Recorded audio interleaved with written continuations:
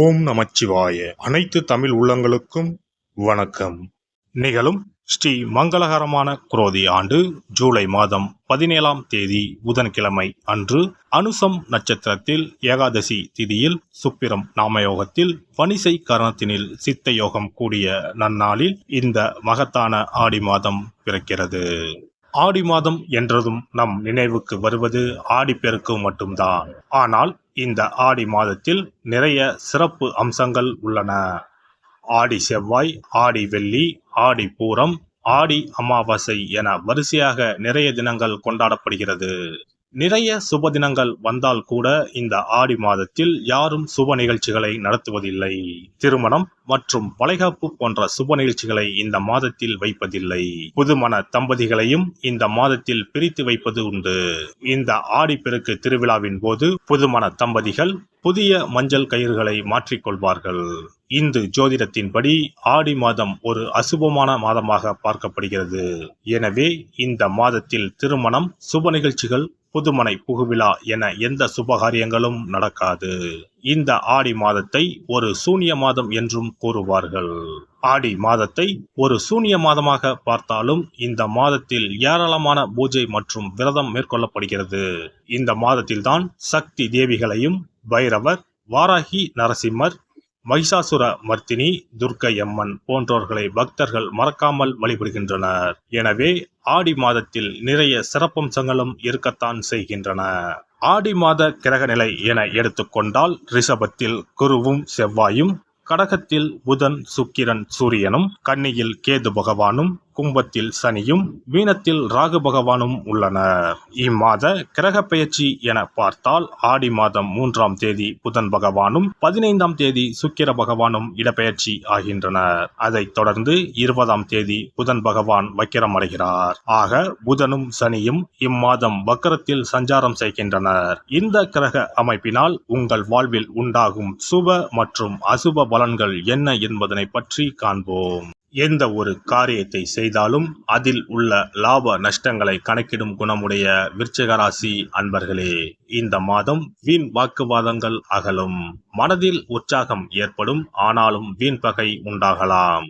நண்பர்களிடம் இருந்து பிரிய வேண்டி இருக்கும். கௌரவத்திற்கு பங்கம் ஏற்படாமல் கவனமாக செயல்படுவது நல்லது. குடும்பத்தில் ஏதாவது சிறு சிறு சண்டைகள் ஏற்படலாம். கணவன் மனைவி ஒருவருக்கொருவர் விட்டு கொடுத்து செல்வது நல்லது. பிள்ளைகள் பற்றிய கவலை உண்டாகும். சகோதரர்கள், தகப்பனாரிடம் வீண் வாக்குவாதங்கள் ஏற்படலாம். பெண்களை பொறுத்தவரை சமையல் செய்யும் போது கவனம் தேவை. எதிலும் எச்சரிக்கையுடன் நடந்து கொள்வது நல்லது. தொழில் வியாபாரத்தை பொறுத்தவரை தேவையற்ற இடர்பாடுகள் ஏற்படலாம். பார்ட்னர்களை அனுசரித்து செல்வது நன்மை தரும்.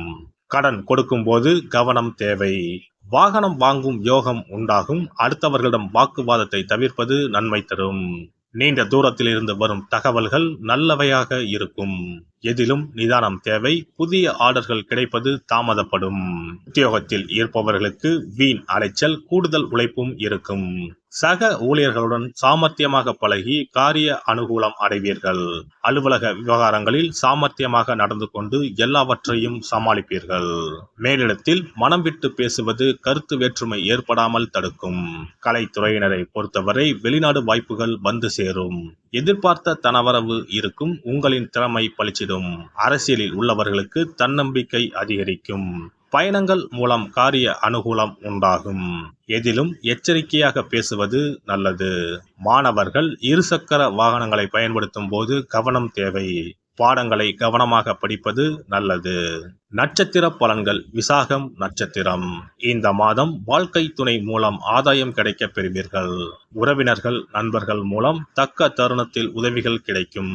பிள்ளைகள் வழியில் எதிர்பார்த்த நன்மைகள் உண்டாகும். அவர்களின் ஆதரவும் கிடைக்கும். செலவுகள் ஏற்படும். பயண சுகம் கிடைக்கும். புதிய வாய்ப்புகள் கிடைப்பது தாமதப்படும். அனுசம் நட்சத்திரம். இந்த மாதம் தேவையான பண உதவி கிடைக்கலாம். மறைமுக எதிர்ப்புகள் விலகும். எதிரிகளும் நண்பர்கள் ஆவார்கள். கொடுக்கல் வாங்கலில் கவனம் தேவை.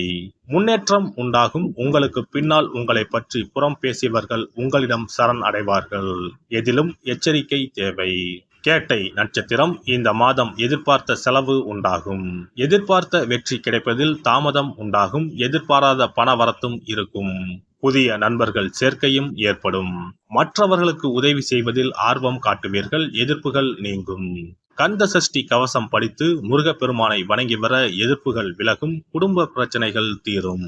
சிறப்பு தொகுப்பு ஆடி மாத சிறப்புகள் மற்றும் வழிபாடு தொடர்பான சில குறிப்புகளை பற்றி காண்போம். ஆடி மாதத்தில் சிவனின் சக்தியை விட பார்வதியின் சக்தி அதிகமாக இருக்கும் என்பது ஐதீகம். ஆடி மாத அமாவாசை அன்று மறைந்த முன்னோர்களுக்கு பிதுர் கடமைகளை செய்தால் ஆண்டு முழுவதும் பித்ருக்களுக்கு கடன் கொடுத்த பலன் கிடைக்கும். ஆடி மாதம் சுக்லா தசமியில் திக் தேவதா விரதம் இருக்க வேண்டும். அன்று திக் தேவதைகளை அந்தந்த திக்குகளில் வணங்கி பூஜித்தால் நினைத்தது நடக்கும்.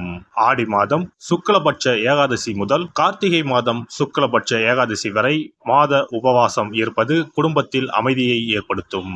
ஆடி மாத செவ்வாய்க்கிழமைகளில் கோவிலில் எலுமிச்சப்பழ விளக்கு ஏற்றினால் கூடுதல் பலன்கள் கிடைக்கும். ஆனால் எலுமிச்சப்பழ விளக்குகளை ஒருபோதும் வீட்டில் ஏற்றக்கூடாது. வளர்பிறை துவாதசி நாளில் தொடங்கி கார்த்திகை மாதம் வளர்பிறை துவாதசி நாள் வரை பெண்கள் துளசி பூஜை செய்து வந்தால் நினைத்தது நடைபெறும். வீட்டில் சகல செல்வங்களும் குவியும். ஆடி மாதம் செவ்வாய் வெள்ளிக்கிழமைகளில் காமாட்சி தேவியை வணங்கினால் திருமண தடைகள் விலகி சுபம் உண்டாகும். ஆடி மாதம் முழுவதும் மீனாட்சியை வழிபட்டால் குடும்பத்தில் அமைதி ஏற்படும்.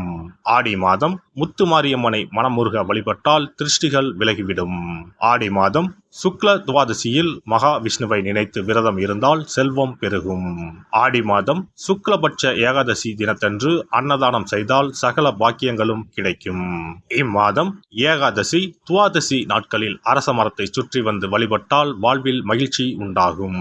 ஆடி மாத வெள்ளிக்கிழமைகளில் மகாலட்சுமியை வழிபட்டால் வீட்டில் செல்வம் சேரும்.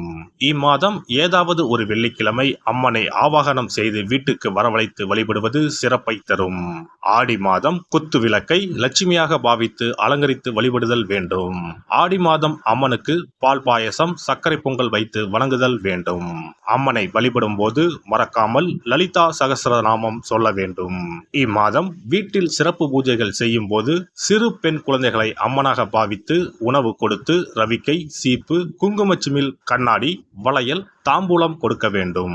இம்மாதம் அம்மனுக்கு சாற்றப்படும் வளையல்களை பெண்கள் அணிந்து கொண்டால் திருமண பாக்கியம் குழந்தை பாக்கியம் சகல நலன்களையும் நீங்காத செல்வத்தையும் பெறலாம்.